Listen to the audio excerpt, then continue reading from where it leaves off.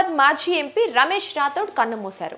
ఆయన వయసు 59 ఏళ్లు. శుక్రవారం అర్ధరాత్రి ఉట్నూరులోని తన నివాసంలో అస్వస్థతకు గురి కావడంతో కుటుంబ సభ్యులు జిల్లా కేంద్రంలోని ఓ ప్రైవేట్ ఆసుపత్రికి తరలించారు. పరిస్థితి విషమించడంతో హైదరాబాద్కి తీసుకువస్తుండగా మార్గమధ్యంలో ఇచ్చోడ వద్ద తుది శ్వాస విడిచారు. ఆయన భౌతిక కాయాన్ని ఉట్నూరుకు తరలించారు. ఆయన మృతి పట్ల పలువురు నేతలు సంతాపం ప్రకటించారు.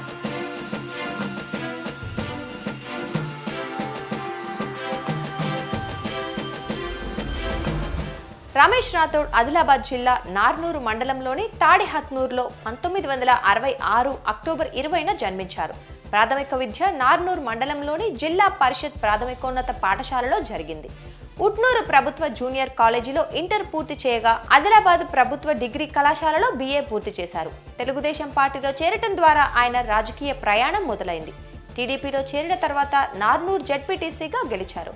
అలాగే జెడ్పీ చైర్మన్గా కూడా పనిచేశారు.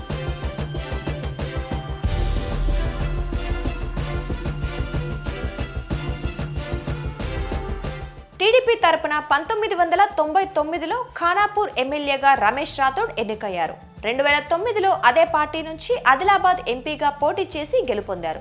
తెలంగాణ ఉద్యమ సమయంలో టీడీపీకి రాజీనామా చేసి టీఆర్ఎస్లో చేరారు. అనంతర పరిణామాలతో కాంగ్రెస్ పార్టీలో చేరి 2018లో ఖానాపూర్ నుంచి ఎమ్మెల్యే అభ్యర్థిగా పోటీ చేసి ఓడిపోయారు. 2019లో ఆదిలాబాద్ ఎంపీగా పోటీ చేయగా ఓటమి ఎదురైంది.